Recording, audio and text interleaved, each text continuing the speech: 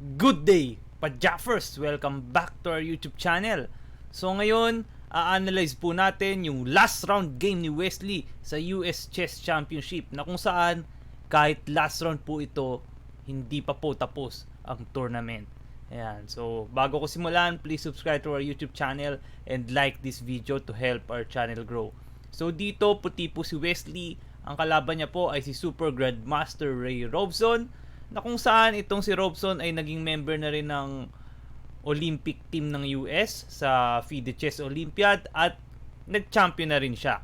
Ayan, so napakalakas din na player. So dito puti si Wesley, itim si Robson. Ang ginawa ni Wesley ay D4, nag-Knight F6 si Robson, C4, E6, Knight C3, and then Bishop P4. So ang tawag po dito ay Nimzo Indian Defense, na kung saan walang pawn center ang black. Ayan, wala pang pawn center, pero okay lang kasi hindi naman maka E4 ang white.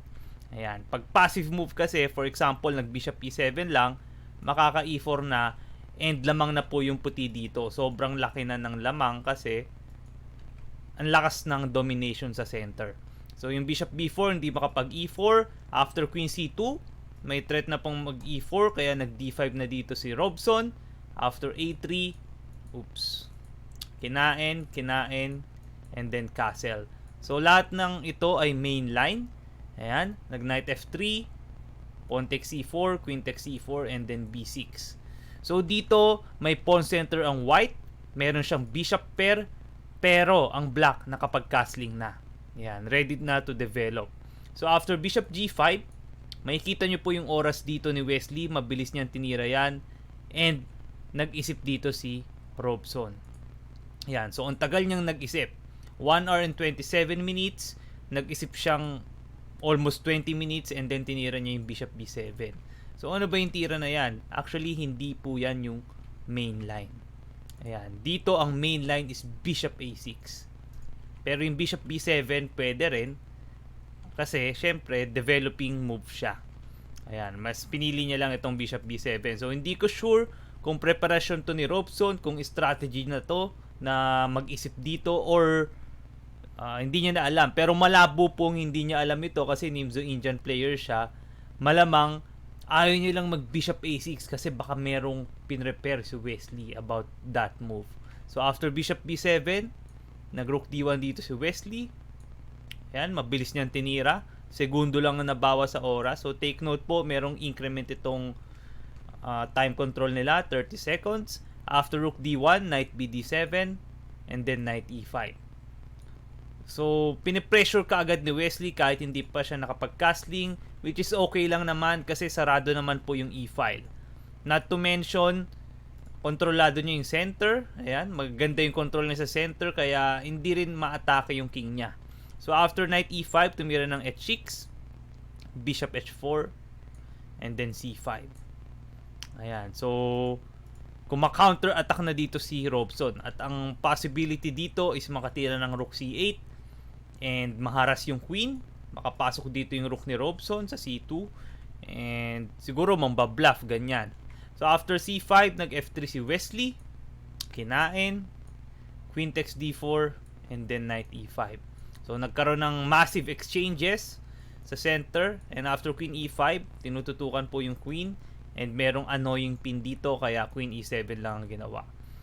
So dito after Queen E7, nag-decide si Wesley na mag-E4 na, which is very human move.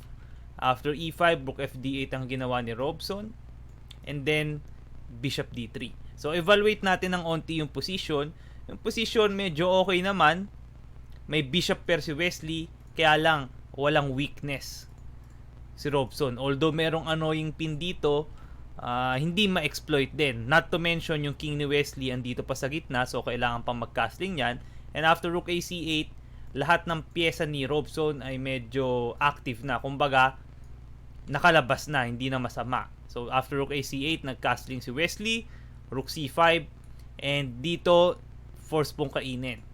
Kasi pag inatras yung queen sa G3 or sa F4, merong G5. Ayan, mapipiece down, makukulong yung bishop dito. Kaya kinain na po ito ni Wesley. So nawala yung bishop pair advantage. And after Bishop F6, kinain to ni Robson. Ayan, so nag-isip ng 5 minutes. So, kinain lang to ni Wesley kasi pag nag-queen G3, makakain po ito, losing na yung white. So, kailangan kainin na, force kainin, and napunta po sa equal endgame. Pero, merong weakness dito si Robson. May isolated pawn dito. Ang ginawa ni Wesley ay King F2, King F8, King E3, King E7, and then Bishop B1. So, sinusubukan niyang exchange yung one set of rooks. Pero ayaw ni Robson.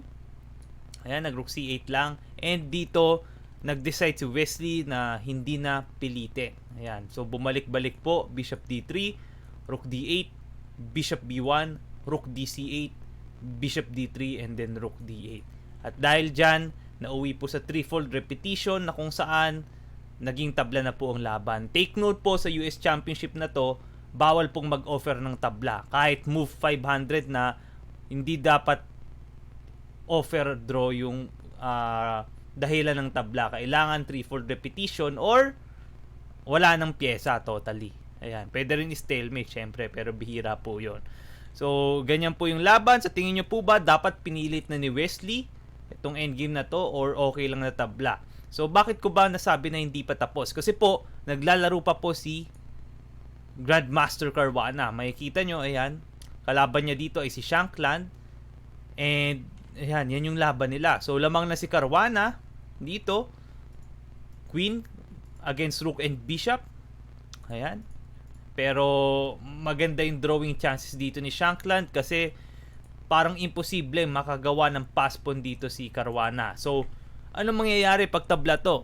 Tabla po si Samuel Sevian, tabla rin si Sam Shankland, tabla rin si Wesley. Actually, si Caruana pala yung katay ni Wesley. So, tabla si Caruana, tabla si Sevian. Triple tie po ang mangyayari. And kaya ako nasabing hindi pa tapos, kahit tapos na yung last round.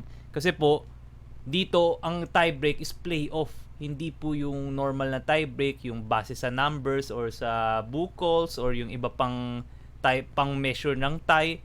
Ito po is about playoff. So, magpa-playoff sila rapid game. Ayan, pag tatlo silang tie. Pero pag nanalo dito si Caruana, pag na-convert niya to, ayan, naglalaro pa as ginagawa ko tong video na to. Pag nanalo po siya, si Caruana na po yung champion. Pag tabla, magpe-playoff po sila. Pag talo, magpe-playoff pa rin si Wesley and si Samuel Sevian. And kaya hindi pa po tapos yung tournament kahit tapos na yung last round kasi meron pang tiebreak match. Ayan. So, abangan nyo po yung next video ko na kung saan a-analyze ko tong laro ni Fabiano Caruana and ni Sam Shankland. Kaya lang, hindi pa nga tapos kaya hindi ko pa ma-analyze. So, abangan nyo po para malaman natin kung champion ba si Wesley or champion ba si Caruana or magta-tiebreak po sila. Ayan. And then, hopefully, abangan nyo rin yung video ko bukas kung mag-tiebreak match sila. And hanggang dyan po muna tayo for now. Maraming salamat po, mga pa-Jaffers!